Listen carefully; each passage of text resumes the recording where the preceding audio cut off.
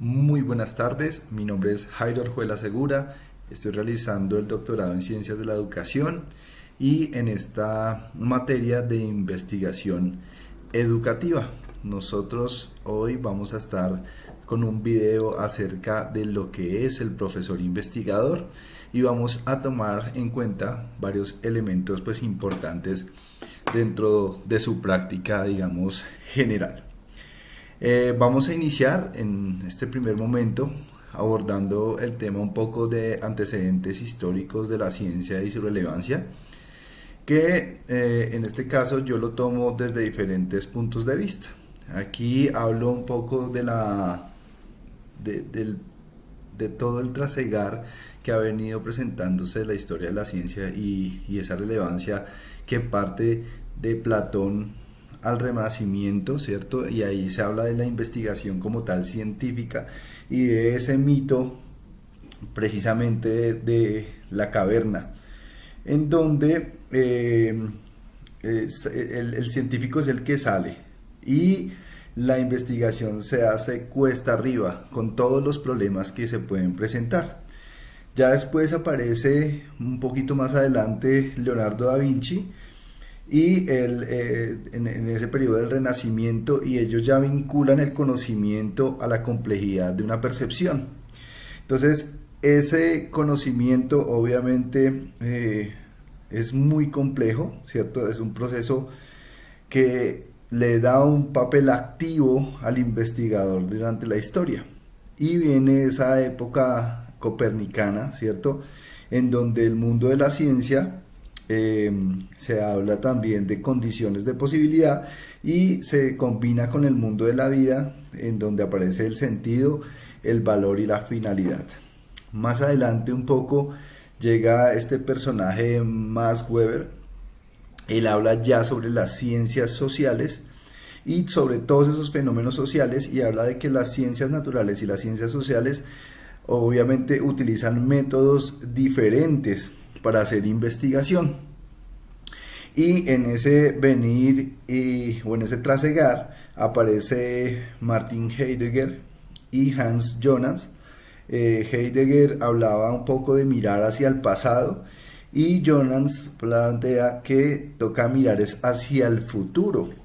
Y allí pues aparecen otros personajes importantes, como es en este caso por ejemplo Gadamer, que habla de no al reduccionismo, no reducir todo al dato, ¿cierto?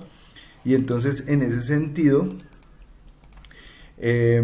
pues se habla de unos intereses y otros elementos allí pues descritos. También aparece Habermas y él habla de vincular el conocimiento a la complejidad de la percepción.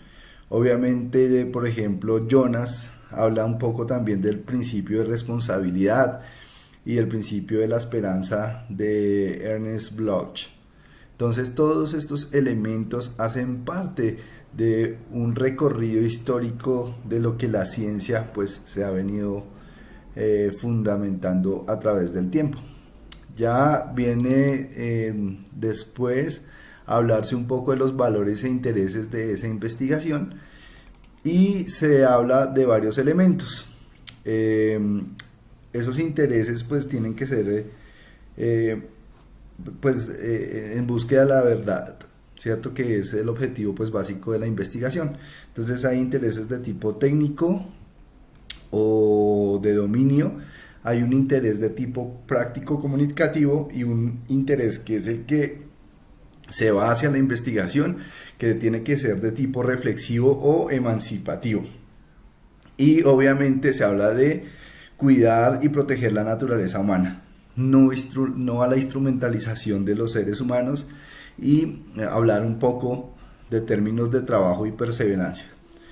Hay unas cualidades de orden moral de un investigador. En este caso se habla de la independencia de juicio y de criterio, de la perseverancia en el estudio, de la pasión por la gloria, del patriotismo y del gusto por la originalidad científica, de la investigación ingenua a una investigación que sea crítica, a una investigación que valga o que venga del proceso de reflexión. Siempre una reflexión continua en donde se permita ese proceso o ese cambio. También hablamos un poco de los paradigmas de la educación. Partimos de que básicamente el paradigma es ese enfoque o esa concepción adoptada por el investigador que está influenciado por esas corrientes filosóficas para solucionar, obviamente, pues determinados problemas. Básicamente hay 4 paradigmas que se están abordando en este momento. Este paradigma es el positivista, el interpretativo, el sociocrítico y el dialéctico.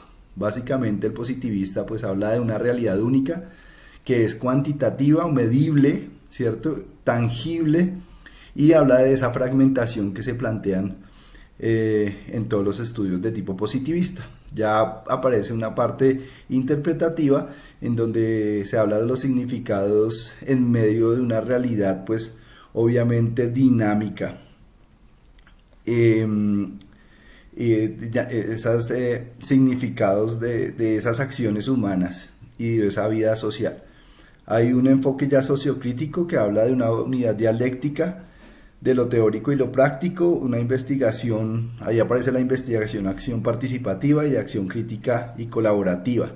Y un tipo de paradigma dialéctico en donde los procesos de análisis parten de análisis históricos y esos fenómenos sociales en donde la relación indisoluble entre la teoría y la praxis pues es el paradigma primordial.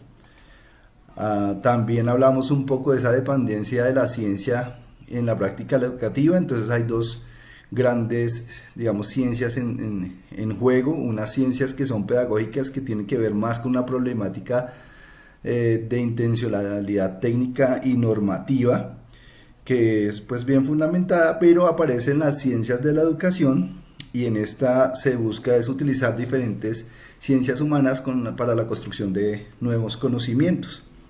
Obviamente es importante partir de ese objeto epistemológico propio de las ciencias de la educación y de la complejidad que éste tiene por los diversos puntos de vista que se pueden aparecer frente a un problema. Entonces se pueden presentar diferentes elementos como paradojas y demás. Y finalizamos un poco con esa visión del profesor como un investigador científico. Aparecemos o estamos en un mundo globalizado, dinámico, complejo e incierto.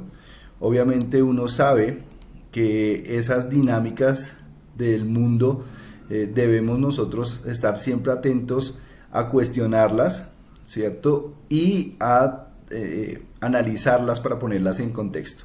Entonces aparece la imagen de un profesor técnico que solo se guía por logros, que es un profesor homogeneizador, un profesor que actúa de forma automática, que solo transmite contenidos y lo peor de todo es que no cuestiona.